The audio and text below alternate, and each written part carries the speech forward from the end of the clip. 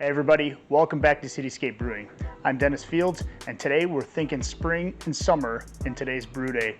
We're going to be doing a lemon shandy beer. So grab a beer, hit that like and subscribe button, and we'll be back after this.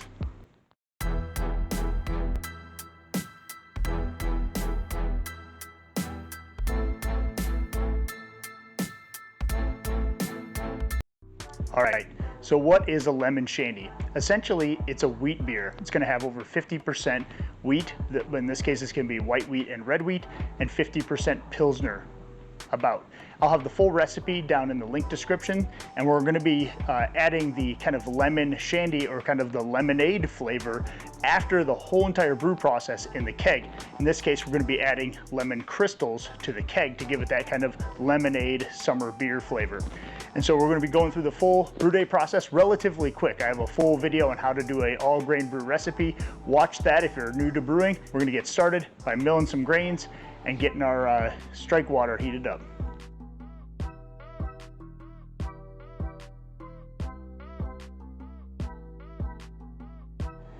Also guys, very important when you're using a lot of wheat or oats to use rice hulls. That's going to prevent you getting a stuck sparge. In this case, I'm about to add about a half a pound out of this pound into my mash tun when I throw my grains in there. That'll help prevent that getting really sticky and getting a stuck sparge.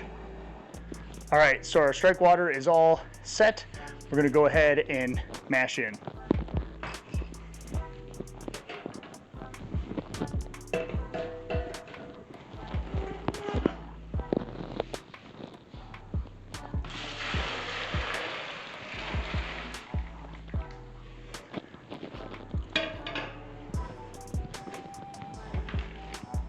I've added those rice hulls right to this bucket. Oh, first I'm going to add my water additions. Get those in there. Good and stirred up. Then get the grains with my rice hulls in there.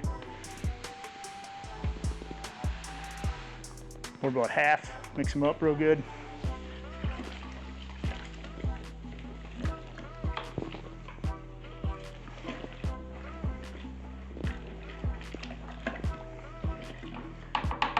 And get the other half in there.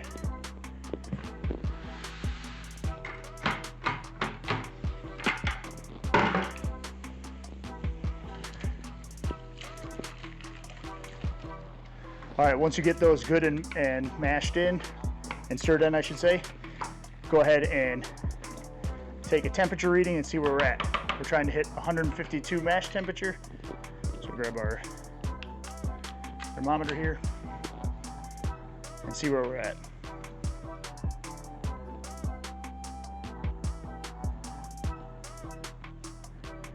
I'm actually at 153.5, and I'm okay with that. I'm going to give it a couple good stirs just to bring that temperature down a half a degree or so, and then I'm going to put the lid on. It will drop a little bit while it's in this, and I'd rather be a little high than a little low because it will lose some temperature, and I can always add an ice cube if I'm a little high. But in this case, a little stirring should bring it about a half a degree less, and then I'm going to let it sit for 60 minutes for our mash.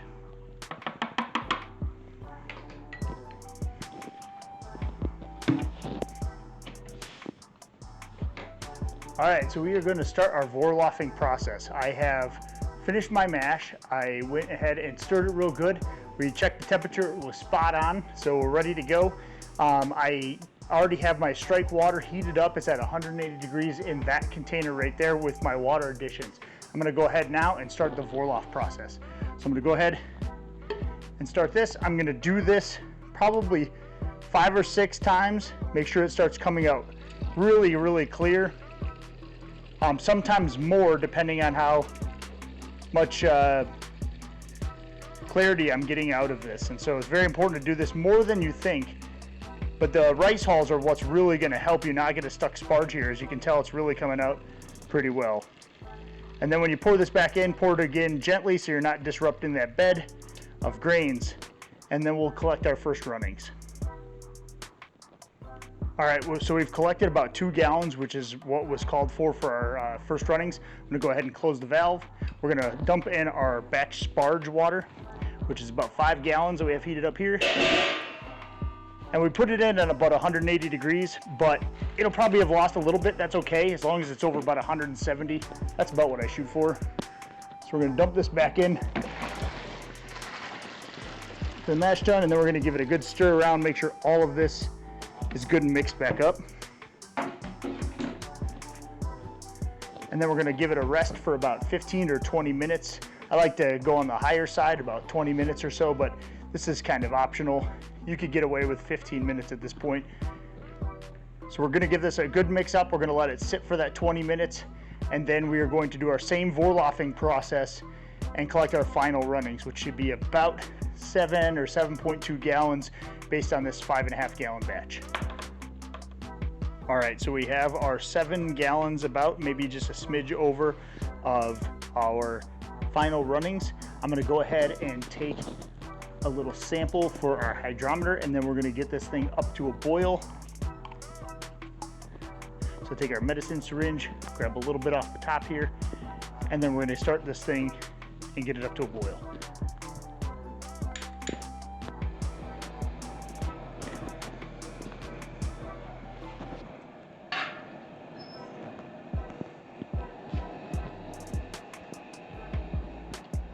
Don't forget the first rule of homebrewing, always enjoy a homebrew, so fill that thing up.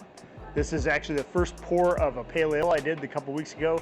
It's basically a lighter pale ale, probably around the 5% range, and I put in some orange zest into the secondary, and so from about 3 oranges or so, and it's a great summer beer as well. So take your favorite pale ale or even an IPA, add some orange or tangerine or even lemon zest, throw that thing in the secondary.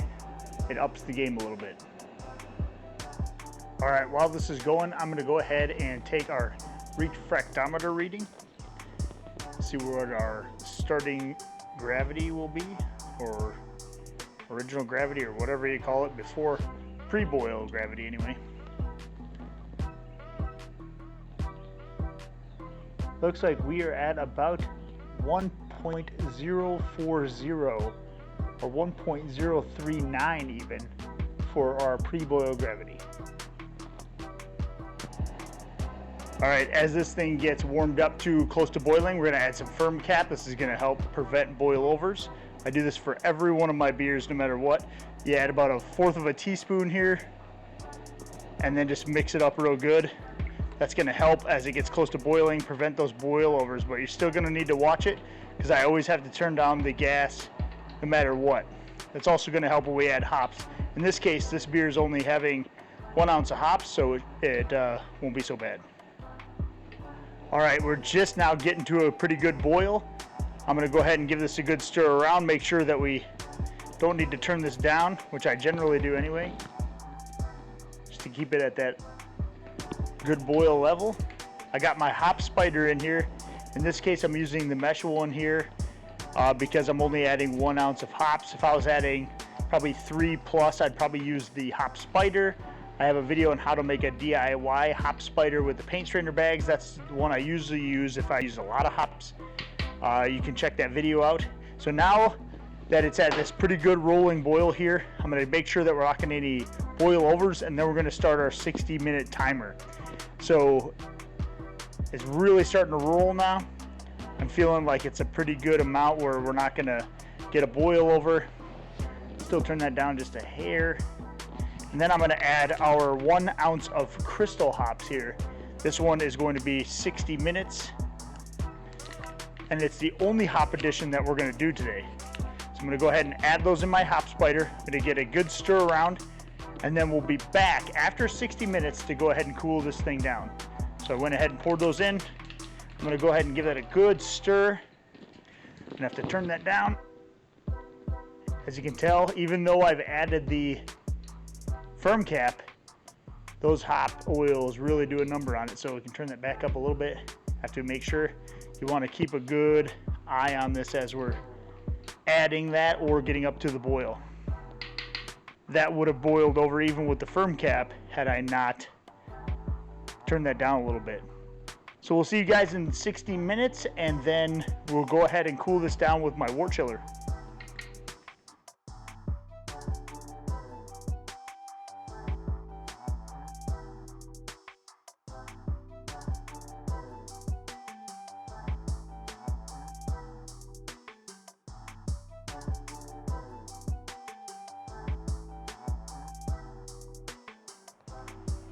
All right, we have our wort cooled down under 80 degrees. It's in the 70s right now. We're gonna go ahead and transfer this to our carboy.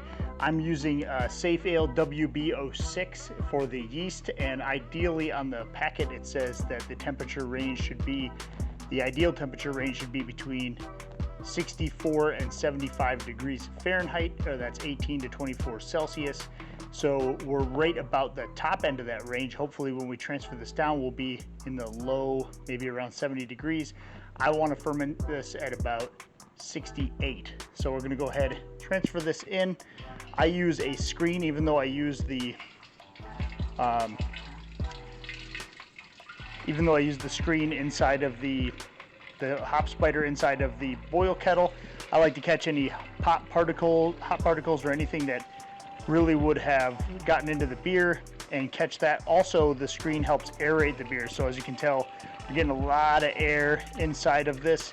This is really important when you pitch your yeast. Helps get that fermentation action going quicker. So at this stage, you want the aeration, you want the oxygen. Later in fermentation, you don't want it. You want to limit that. But for right now, the screen is actually going to help aerate that beer. So we're going to go ahead and transfer this in there, and then we're going to pitch our yeast. Last but not least, we're going to want to go ahead and get another reading for our refractometer or a hydrometer if you're using one. So go ahead and grab a couple of ounces for that, and we'll throw it in the fermentation chamber and pitch our yeast.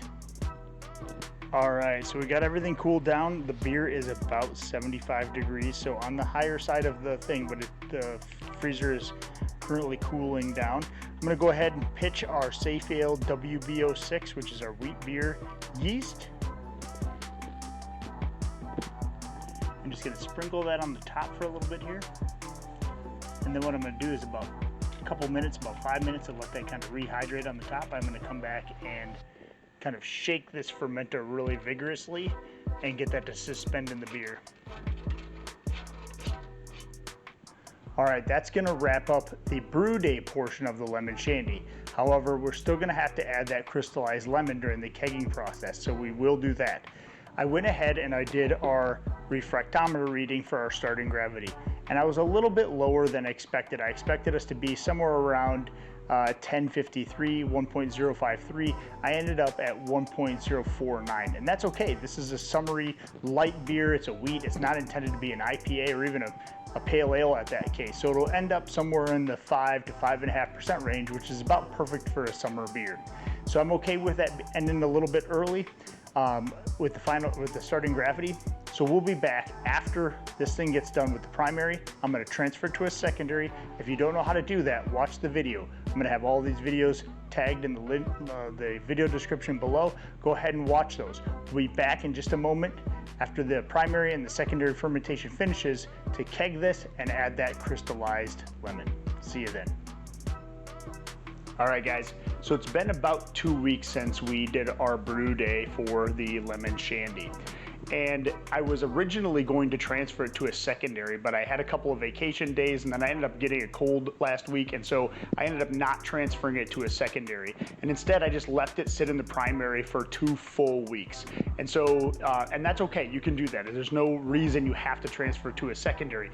But to help clarify it, since normally I would have transferred to a secondary, it would have kind of roused things up again, it would have let the beer condition and settle out for another week. What I did is I let it sit 2 full weeks, and then I cold crashed it using my cold crash Guardian, which is this bladder here. I have a video on that as well if you're interested, which helps prevent suck back. So I cooled this down to about, I don't know, upper 30s, 38, 37 degrees or so.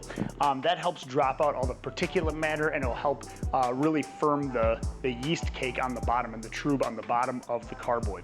And so what we're gonna do today is we're gonna add our crystallized lemon. I'm using a product called True Lemon, crystallized lemon. You can actually pick this up at most grocery stores even. And we're gonna add this to some boiling water. We're gonna boil that for a few seconds, and I'll show you that process. We're gonna add that directly to our keg, or in the case if you're bottling, you would add it to your bottling bucket, and then we're gonna siphon right over the top of it to make sure that this gets good and mixed up. That's gonna add the lemonade flavor to our lemon shandy.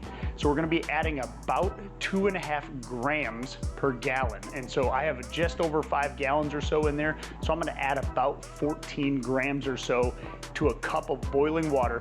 We're gonna add that to our keg, and then we're gonna siphon over the top of it.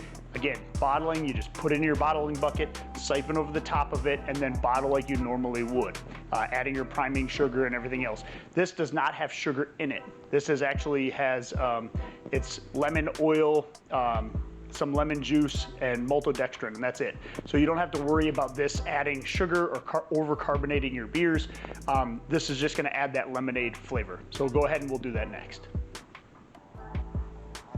We're gonna go ahead and add our 14 grams into this container.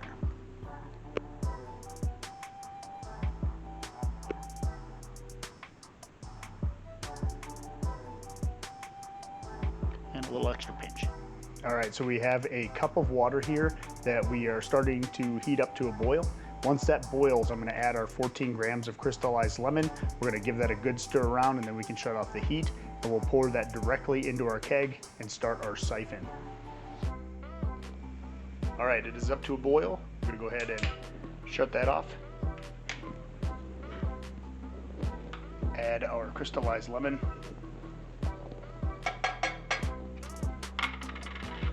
I'm gonna give that a good stir up, make sure it's completely dissolved in there, and then we'll go ahead and add it right to our keg. All right, so we have our lemon, crystallized lemon in the keg. I'm gonna go ahead, I'm gonna grab my tilt hydrometer that's actually floating in here out of here first. Go ahead and get the lid open of this.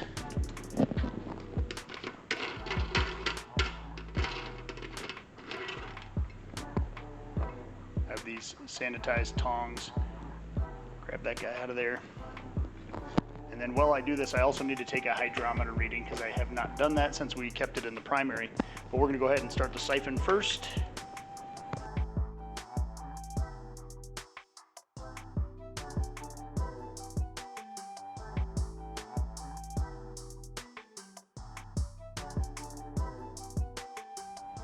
All right, we got our sample.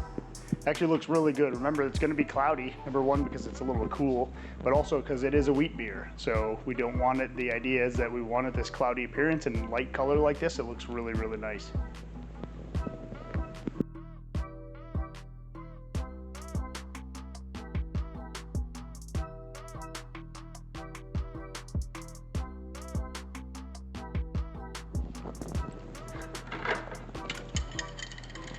All right, now get our lid on.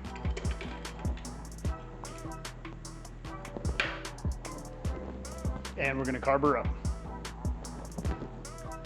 All right, and last but not least, we're gonna do a hydrometer reading. In this case, you're gonna wanna let this warm up a little bit, especially if you cold crash, because that cold temperature will affect the hydrometer reading slightly. So you're gonna wanna make sure that that warms up to close to room temperature, or else you will have an off reading. So we're gonna go ahead and test this, and then we're gonna give it a little sample. All right, now remember, depending on what type of yeast you use will change the flavor slightly of this beer. If you used what I used, which was Safale US-06, this is gonna be a wheat beer. You're gonna have a little bit of that banana clove flavor that's really commonly found in wheat beers and German style beers. And so that kind of adds to the lemonade and other characters that I wanna go for in this lemon shandy. But a lot of people use a clean beer style or a clean beer yeast for this style. So they could use a US-05, for instance, or a White Labs 001, for instance. And so that flavor will be a little bit different. But if you do use a wheat beer yeast, you'll have some of that banana clove flavor. So we'll go ahead and we'll see if we can pick that up.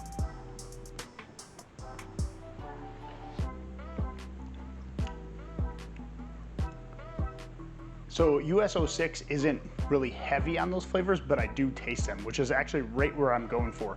I wouldn't want one that has a whole lot of those characteristics because we're not really doing a German style Hefeweizen or something like that right now. We're going for this, you know, summery, clean beer. And so although you get a little bit of those flavor profiles from this style of yeast, I think it's the perfect amount. It's not over the top, but they're there. And so I think this is gonna be a great beer. When I picture this taste with the lemonade flavor that it's gonna have now that we've kegged it, I can't wait. It's gonna be one I'm gonna keep on tap all summer. All right, guys, that's gonna wrap up the Lemon Shandy Wheat Beer. And so this is a great, perfect summer beer. It's light, it's refreshing, it's got that lemonade flavor to it. You can crush this after mowing the lawn with friends, hot summer day. So think about good summer beers as we're approaching spring and summer months. This one you're gonna wanna keep on tap all summer long. And so with that, don't forget to like, subscribe, and share. You can always ask questions in the comments, happy to answer those. And with that, happy brewing and cheers.